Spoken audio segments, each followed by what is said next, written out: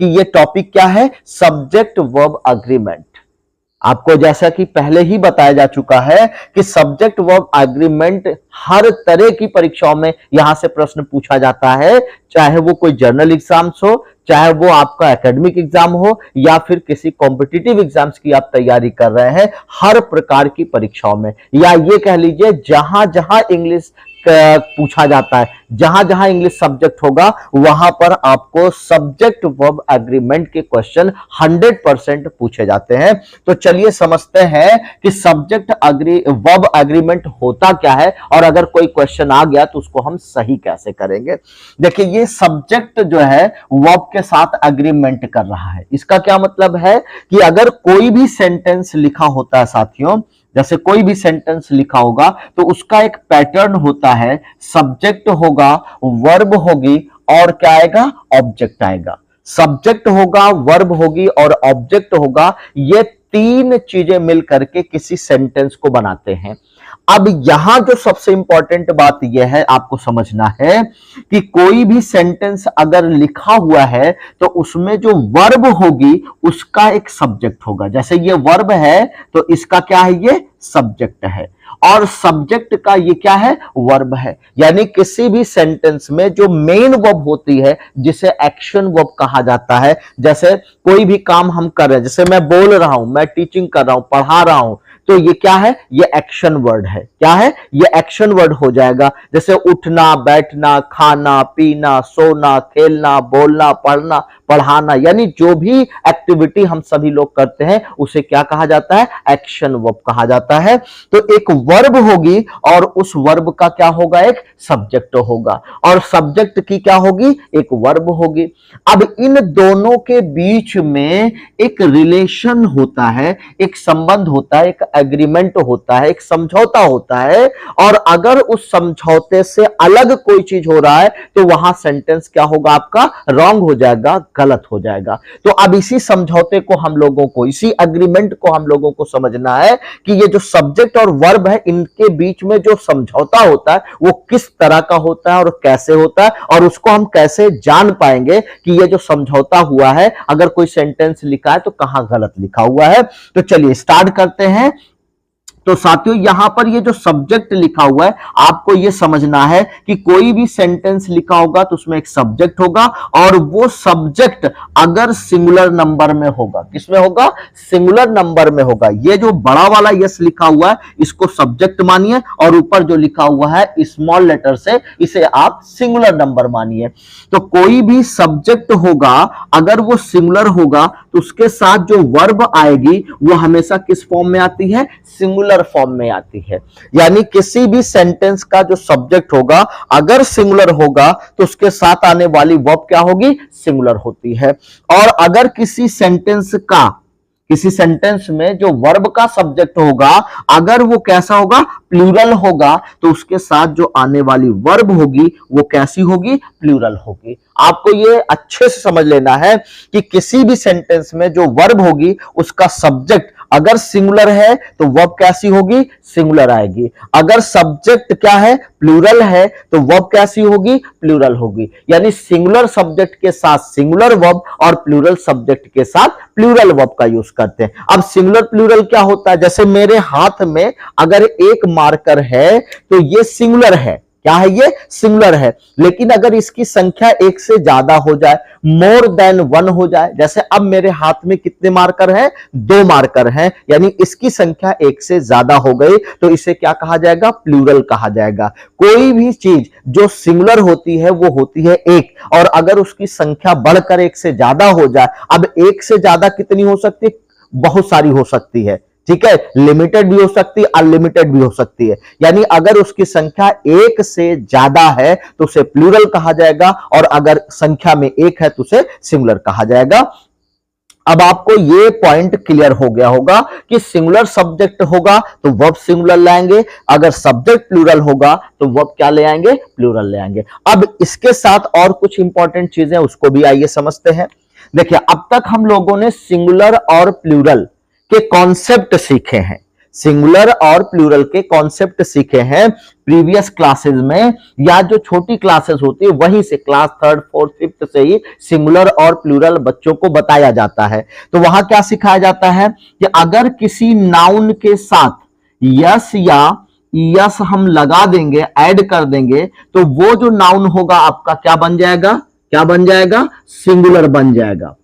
क्या बनेगा, सिंगुलर बन जाएगा। यानी ये आपको, सॉरी यहां एक मिस्टेक है, ये आपका नाउन क्या बन जाएगा, प्लूरल बन जाएगा। क्या बनेगा, प्लूरल बन जाएगा।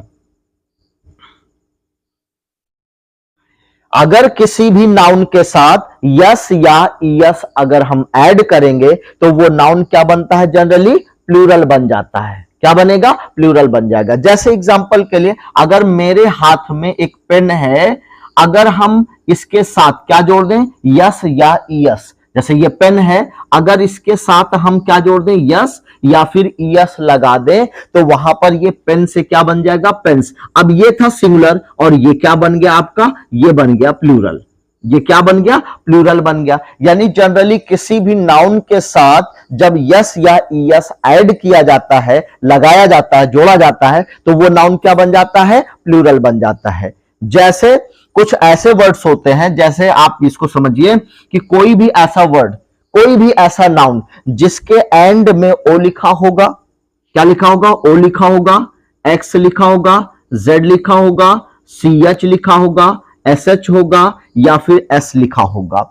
जनरली अगर आपको ये कहीं पर भी दिखे, ये वर्ड, ये लेटर कहीं पर भी दिखे कि कोई भी वर्ड ऐसा लिखा हो जिसका एंड यानी जिसका अंतिम लेटर क्या होगा, ओ होगा, एक्स होगा, जेड होगा, सी एच होगा, एस एच होगा या यस होगा, या कभी कभी डबल एस भी आ सकता है, वहां उसके साथ आपको क्या जोड़ना होगा, यस। प्लूरल बनाने के लिए क्या करना होगा, यस लगाना होगा। आपको ये बात अच्छे से क्लियर होनी चाहिए कि कोई भी नाउन जिसका अंतिम लेटर, आखिरी लेटर क्या होगा, ओ होगा, एक्स होगा, जेड होगा, सी एच होगा, एस एच होगा, एस होगा या फिर एस एस होगा, तो वहां पर आपको प्लूरल बनाने के लिए क्या करना होगा, क्या जोड़ना होगा, यस लगाना होगा। क्या ऐड करना होगा, यस। लेकिन अगर इसके अलावा कोई भी लेटर है, जैसे ये था नाउन, आपका पेन क्या है, एक नाउन है, इसका अंतिम लेटर एन लिखा हुआ है, तो क्या इस लिस्ट में से इस लिस्ट में से कहीं पर आपको एन दिख रहा है, नहीं दिख रहा है। आप बोलोगे नहीं, तो अगर नहीं दिख रहा है तो इसे प्लूरल बनाने के लिए क्या जोड़ना होगा, केवल यस लगाना होगा। सिर्फ यस लगाने से ही ये नाउन क्या बन जाएगा, प्लूरल। यानी कहने का मतलब यह है, किसी भी नाउन में जब यस या यस लगाया जाता है तो नाउन क्या बनता है, प्लूरल बनता है। लेकिन बिल्कुल इसका ऑपोजिट होता है, इसका उल्टा होता है, किसमें,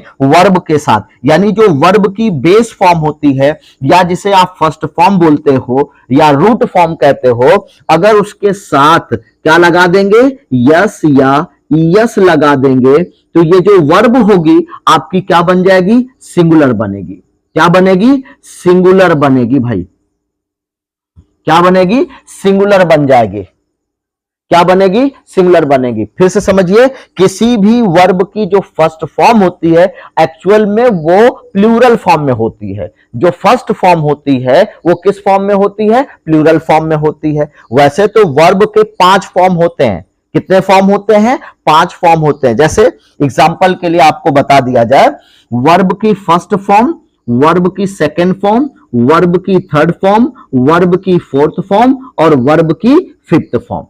अब ये 5 फॉर्म होती है। जैसे यहां पर गो लिखा हुआ है तो ये क्या है, ये फर्स्ट फॉर्म है। अब अगर आपसे पूछा जाए कि जो गो लिखा है, फर्स्ट फॉर्म लिखा है, ये सिंगुलर है या प्लूरल, तो चूंकि ये वर्ब है, एक्शन वर्ड है, इसलिए ये क्या है, प्लूरल फॉर्म में है। किसमें है, ये प्लूरल। बिल्कुल इसका ऑपोजिट क्या होता है, नाउन में। नाउन में ये सिंगुलर माना जाएगा। अगर यहां पर कोई नाउन होता तो उसे क्या मानते, सिंगुलर मानते। लेकिन वर्ब की first form of the main verb जिसे हम कहते हैं, वो क्या है, हमेशा प्लूरल फॉर्म में होती है। इसका जो सेकंड फॉर्म होगा वो क्या बन जाएगा, गो का सेकंड फॉर्म, जरा कमेंट करके बताइएगा क्या बनेगा, वेंट बन जाएगा। इसका थर्ड फॉर्म क्या बनेगा, इसका थर्ड फॉर्म क्या बनेगा, गॉन बन जाएगा। अब बात करते हैं फोर्थ फॉर्म की किसकी? फोर्थ फॉर्म की बात करते हैं। तो ये जो वर्ब की फोर्थ फॉर्म होती है और ये वर्ब की फिफ्थ फॉर्म होती है, इससे आर्टिफिशियल फॉर्म कहा जाता है, नकली फॉर्म कहा जाता है, डुप्लीकेट फॉर्म कहा जाता है, क्योंकि ये बनाया जाता है। फोर्थ फॉर्म और फिफ्थ फॉर्म क्या किया जाता है? बनाया जाता है। बनता कैसे? अगर हमें फोर्थ फॉर्म बनाना है दोस्तों, तो फर्स्ट फॉर्म के साथ जब हम आईएनजी लगा देंगे तो ये क्या बन जाएगा? फोर्थ फॉर्म बन जाएगा। इसी तरीके से वर्ब की जो फिफ्थ फॉर्म होती है यह भी बनाया जाता है। कैसे? वर्ब की जो फर्स्ट फॉर्म होगी उसमें या तो यस जोड़ना होगा या फिर यस जोड़ना होगा, ये आपकी बन जाएगी फिफ्थ फॉर्म। तो इस तरह से आपने देखा कि वर्ब की वो फॉर्म जिसे हम फोर्थ फॉर्म कहते हैं, आईएनजी वाली फॉर्म होती है। जैसे गोइंग लिखा हुआ है, ये आईएनजी वाली फॉर्म है। किसे माने? इसको हम क्या मानेंगे? चौथी फॉर्म मानेंगे, fourth form of the main verb मानेंगे। ये जो पांचवी फॉर्म होती है, fifth form of the main verb, ये यस और ईएस लगा के बनाई जाएगी। अब यस कहां लगता है और ईएस कहां लगता है, ये आपको बता दिया गया कि कोई भी वर्ब जिसके अंत में क्या लगा होगा?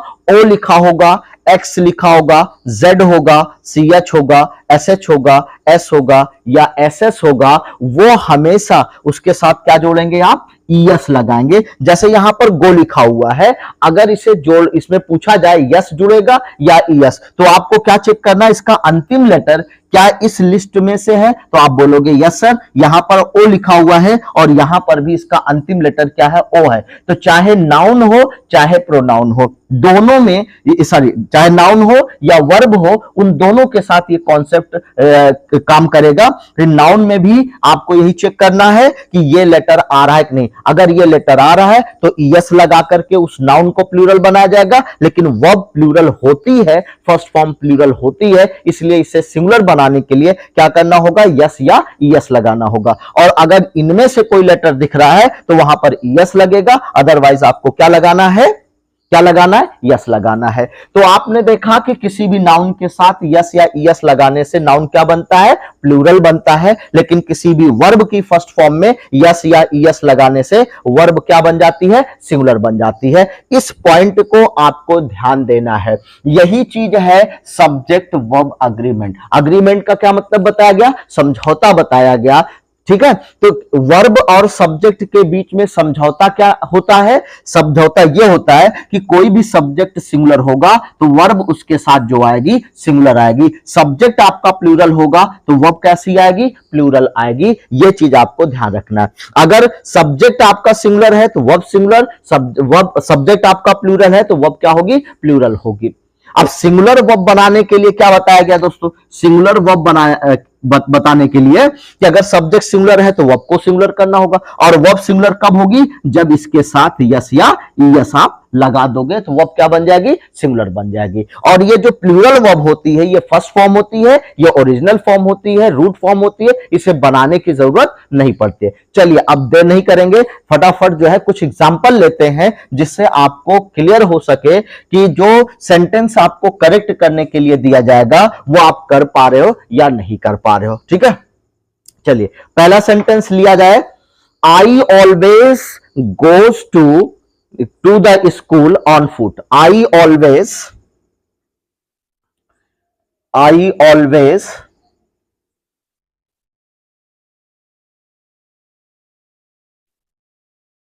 goes to I always goes to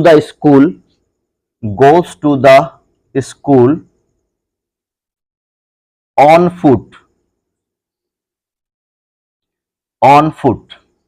चलो सारे स्टूडेंट अपना अपना आंसर भी चेक करेंगे और साथ में आप ये बताएं कि यहां जो सेंटेंस दिया गया इसे आपको क्या करना है? करेक्ट करना है। क्या लिखा हुआ है? Correct the following sentences. लेकिन याद रखिए ये जो सेंटेंस आपको करेक्शन के लिए दिया जा रहा है ये किस पर आधारित है? किस पर बेस्ड है? सब्जेक्ट वर्ब एग्रीमेंट पर। ठीक है, तो आपको यहां पर सबसे पहले क्या करना है? सबसे पहले चेक करना है कि जो सेंटेंस दिया गया है उस सेंटेंस का सब्जेक्ट क्या है। तो यहां पर दोस्तों जैसे ही आपने देखा पहला वाला वर्ड, पहला वाला लेटर, ये आपका सब्जेक्ट है, क्योंकि जनरली जो वर्ब होती है वो सब्जेक्ट के बाद आती है। पहले क्या होता है? सब्जेक्ट होगा। पहले क्या होगा, सब्जेक्ट होगा, उसके बाद क्या आएगी, वर्ब आएगी। तो सब्जेक्ट हमारा है आई, और यहां पर मेन वर्ब कौन सी है, गोज लिखा हुआ है। क्या लिखा हुआ है, गोज लिखा हुआ है। अब आपको यहां पर चेक करना है कि सब्जेक्ट वर्ब अग्रीमेंट के अकॉर्डिंग दिया गया सेंटेंस सही है या फिर गलत है। तो आपने जैसे देखा कि यहां पर आई लिखा हुआ है, तो कुछ बच्चे क्या मानते हैं कि आई लिखा हुआ है तो इसे सिंगुलर मानते हैं। नहीं, ये आई कंडीशनल होता है, यानी आई कब सिंगुलर होता है, ये सिंगुलर भी होता है और प्लूरल भी होता है। सारे लोग ध्यान से देखेंगे, पेन पेपर लेकर के बैठेंगे ताकि एक एक पॉइंट को नोट भी करते चले।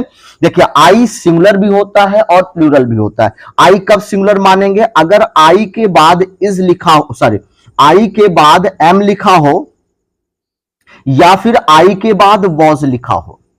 आई के बाद क्या लिखा हो, एम लिखा हो, या फिर आई के बाद वॉज लिखा हो, तो इसे सिंगुलर माना जाता है। क्या मानते हैं, सिंगुलर मानते हैं। इसके अलावा अगर आपको कोई दूसरी वर्ब दिखाई पड़ती है तो वो उस कंडीशन में आई को क्या माना जाएगा, प्लूरल। फिर से समझेंगे, आई आपका सिंगुलर भी होता है, आई आपका प्लूरल भी होता है, लेकिन कब सिंगुलर मानेंगे, आई के तुरंत बाद या तो एम लिखा हो या फिर वॉज लिखा हो, तो आई को हम क्या मानेंगे, क्या मानेंगे, सिंगुलर मानेंगे। अगर इन दोनों वर्ब के बाद कोई दूसरी वर्ब लिखी हो, कोई भी दूसरी वर्ब लिखी हो, तो आई को क्या माना जाता है, प्लूरल। अब आपको यह चेक करना है कि यहां पर जो आई लिखा हुआ है यह सिंगुलर लिखा हुआ है या प्लूरल लिखा हुआ, कैसे पता चलेगा। क्या आई के बाद कहीं पर एम लिखा हुआ दिख रहा है, आप बोलोगे नो। आपसे पूछा क्या आई के बाद कहीं पर वॉज लिखा हुआ है, तो आप बोलोगे नो सर। तो जब आई के बाद ना ही एम लिखा है ना ही वॉज लिखा है, तो ये क्या माना जाएगा, प्लूरल माना जाएगा। क्या माना जाएगा,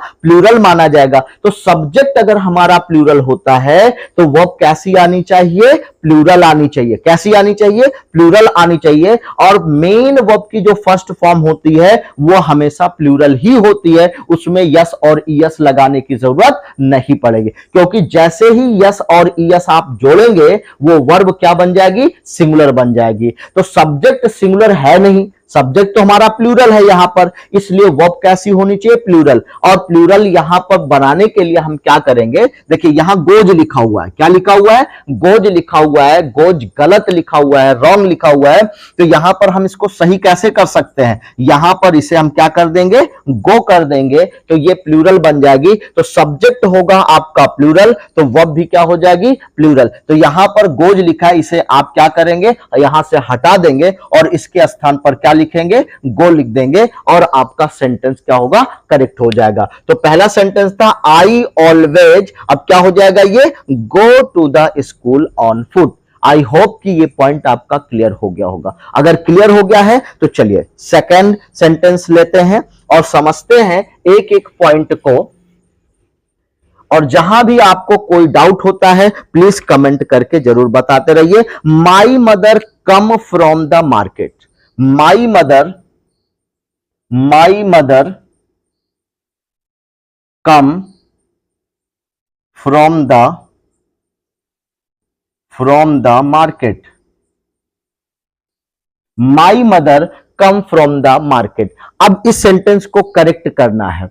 अब करेक्ट करने के लिए आपको सिर्फ दो बातों पर ध्यान रखना है कि सब्जेक्ट कैसा है और वर्ब कैसी होगी। सब्जेक्ट सिंगुलर होगा तो वर्ब सिंगुलर होगी, और वर्ब सिंगुलर बनाने के लिए जो वर्ब की फर्स्ट फॉर्म होगी उसके साथ यस या ईएस लगा देंगे। सब्जेक्ट प्लूरल होगा तो वर्ब प्लूरल होगी, और मेन वर्ब की जो फर्स्ट फॉर्म होती है वो हमेशा प्लूरल ही होती है। चलिए चेक करते हैं। यहां पर सब्जेक्ट आपका क्या है दोस्तों, यहां पर माई मदर जो लिखा हुआ है ये आपका सब्जेक्ट है। तो माई मदर कौन सा काम कर रही है, कम, आने का।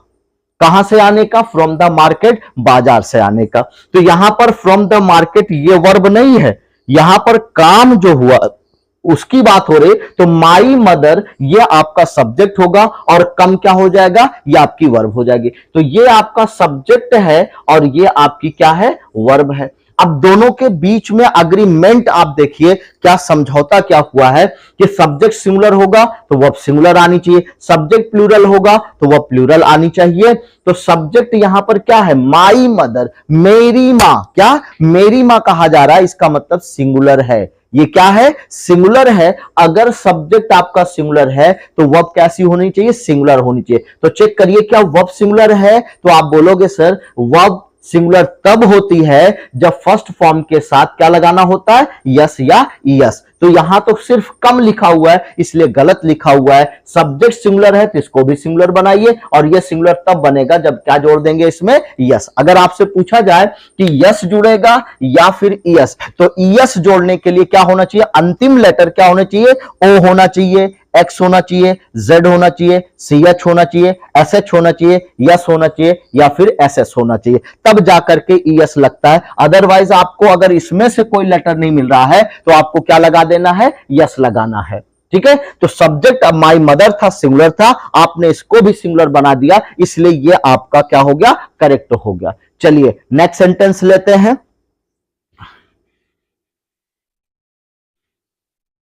अगला सेंटेंस दोस्तों नोट डाउन करेंगे। You knows the answer. You knows the answer. You knows the answer. You knows the answer. साथियों आपको यह देखना है कि यह दिया गया सेंटेंस आपका करेक्ट है या इनकरेक्ट है। फिर वही पॉइंट देखेंगे, चेक करेंगे। सब्जेक्ट वर्ब अग्रीमेंट के अकॉर्डिंग क्या है कि सब्जेक्ट सिंगुलर होगा तो वर्ब सिंगुलर आएगी, सब्जेक्ट प्लूरल होगा तो वर्ब प्लूरल आएगी। तो चलिए चेक करते हैं सब्जेक्ट क्या है। तो दोस्तों यहां पर यू लिखा हुआ है। यू आपका क्या है? प्लूरल। यू क्या माना जाता है? प्लूरल माना जाता है। तो अगर सब्जेक्ट प्लूरल हो तो वर्ब कैसी आनी चाहिए? प्लूरल आनी चाहिए। तो यहां जो नोज लिखा हुआ है दोस्तों, यहां पर क्या है? देखिए यस लगा हुआ है। अगर यस लगा हुआ है या फिर यस लगा हुआ है तो हम इसे क्या मानते हैं? सिंगुलर मानते हैं। तो सब्जेक्ट आपका प्लूरल है और वर्ब आपकी सिंगुलर है, इसलिए यह गलत लिखा हुआ है। तो इसे सही करने का तरीका क्या होगा? सब्जेक्ट अगर आपका प्लूरल है तो वर्ब को भी हम क्या करेंगे? प्लूरल बनाएंगे। तो वर्ब प्लूरल होती ही है, first form of the main verb जिसे हम कहते हैं वो प्लूरल ही होती है, उसमें यस और यस लगाने की जरूरत नहीं है। तो इसलिए यहां पर जो यस लगा हुआ है इसे हम क्या करेंगे? यहां से हटा देंगे और सेंटेंस आपका सही हो जाएगा। तो क्या बनेगा? You know the answer. क्या होगा? You know the answer. आपको आंसर पता है, आप आंसर जानते हो, आप उत्तर जानते हो। यू नो द आंसर, ये आपका करेक्ट आंसर होगा। चलिए नेक्स्ट सेंटेंस लेते हैं दोस्तों। All birds lays eggs. All birds, all birds lays eggs. All birds lays x.